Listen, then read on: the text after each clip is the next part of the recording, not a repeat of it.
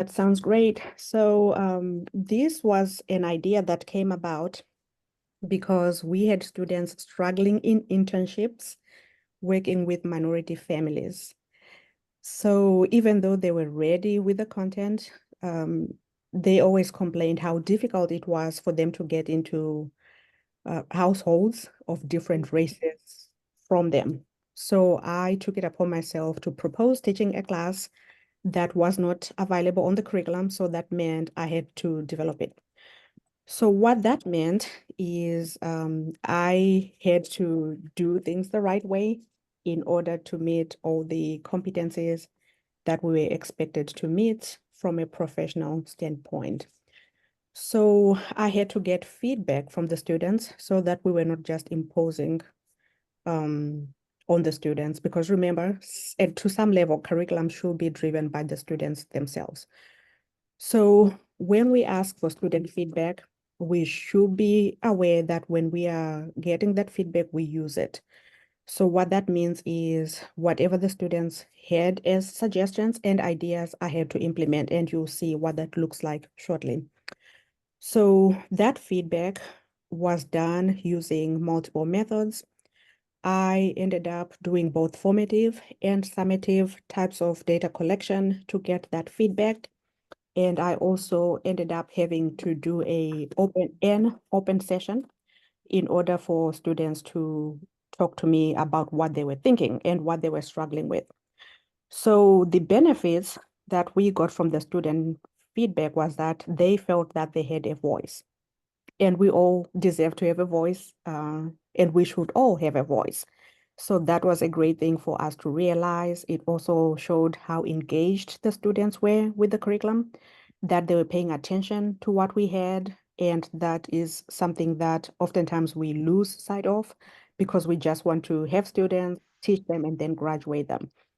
It also helped me as a professional with managing my classroom because when students have grievances, when students have doubts about whether you're preparing them enough, sometimes it becomes challenging. So those different dynamics and listening to student voices helped me step up my game when it came to managing the classroom. And then at the end of the day, it made me realize that a benefit of getting feedback was that students were more than just students. The grades were not it, the grades were not the end. They were trying to get ready for the future. So we had to kind of shift what we were focusing on to make sure that we were truly getting the students ready. So as I said before, when we get feedback, we should be able to use it. If you don't like feedback, then don't get feedback, because what's the point of wasting everybody's time? So what we did based on that feedback is that we realized that there were fixable things in the curriculum. So we embedded cultural competence here and there as an introduction to this cultural competence class.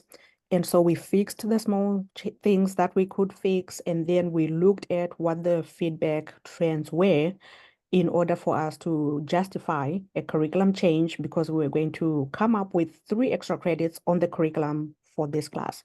So that was a good thing, because obviously, if more than one student had a problem, we had to do something about it. And in this case, it was a lot of students who were in internships. So then what happened was I had to propose a curriculum change. And the curriculum change meant that I had to add to what the students were saying. So I delved into pre-existing research to figure out what was happening.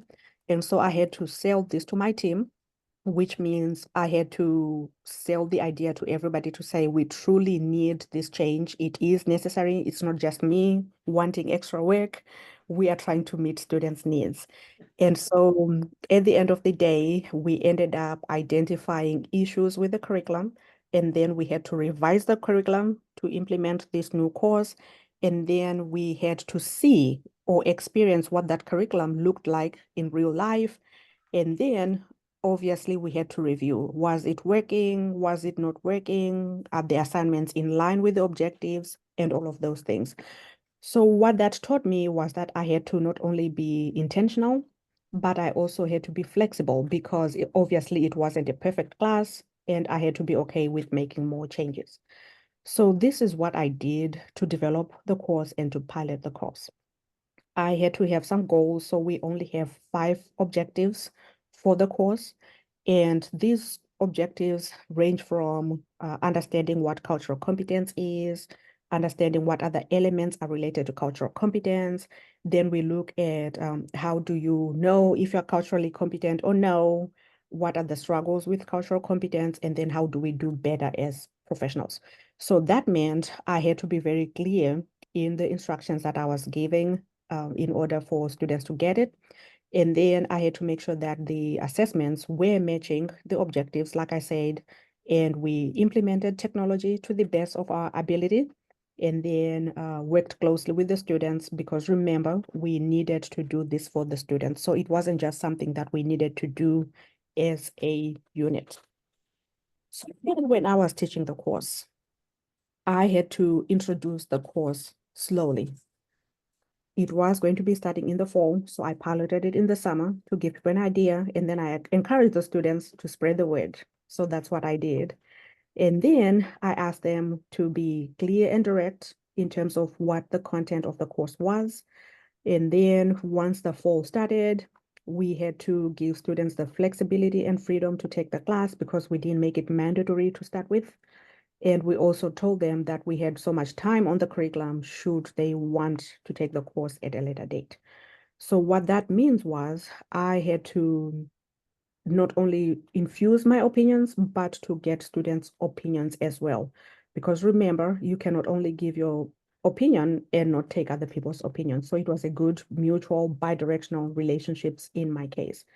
And then once everybody was engaged in this class, we looked at how to make sure that it was successful in terms of fitting our curriculum and also how we were going to be evaluating it. So here is how I ended up evaluating the changes to see what was happening. So I had to know who my audience was, which was students and other professors. I did not realize that there was going to be a university audience, so I should have taken that into consideration because I ended up having questions from our administration, which makes sense because now in 2024, we have something called divisive concepts in Tennessee. And I think they knew something that I did not know, which is usually the case. So I would say to broaden your audience as you are trying to do this, and then to make sure that if students are in a different field, they might not see the connection, but remember, ultimately, it's students in your field who you are doing this for. Then obviously you have to make an assessment. Do you need a textbook? What materials are you using? Are you using videos? Are you using articles? Is there a good balance? Are they old resources? Are they new resources? What is it? So make sure you are critical of yourself as you are creating some source of evaluation. Then we also have to look at different perceptions from students and from everybody else, because oftentimes how people evaluate things is based on their perception. So what I did was to constantly check in with my students. What are your opinions of what we are doing so far? Is this topic relevant? Is this not relevant? How do we progress? So making sure that I was looking for specifics in terms of the goals of the course helped shape the kinds of questions that I asked my students. And then ultimately, I had to create an evaluation scale. This is something that I did not have any experience with. So what I did was I recruited my husband, who is a research methods professional, and I gave him my syllabus, all my assignments, and he created a survey for me. So I'm in the process of collecting data using that survey just to make sure that what we are doing is on track or is not on track. So to me, this was a good experience because I had never really thought about considering the student's voice when it comes to what we are teaching them. I always assumed that I'm the professional. I know what's best for you, therefore that's what you're going to do. No questions asked.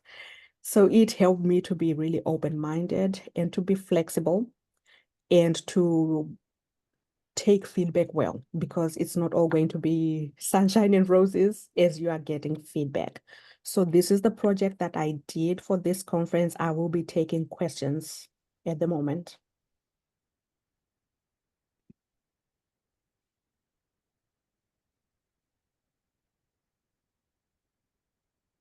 Okay, I don't have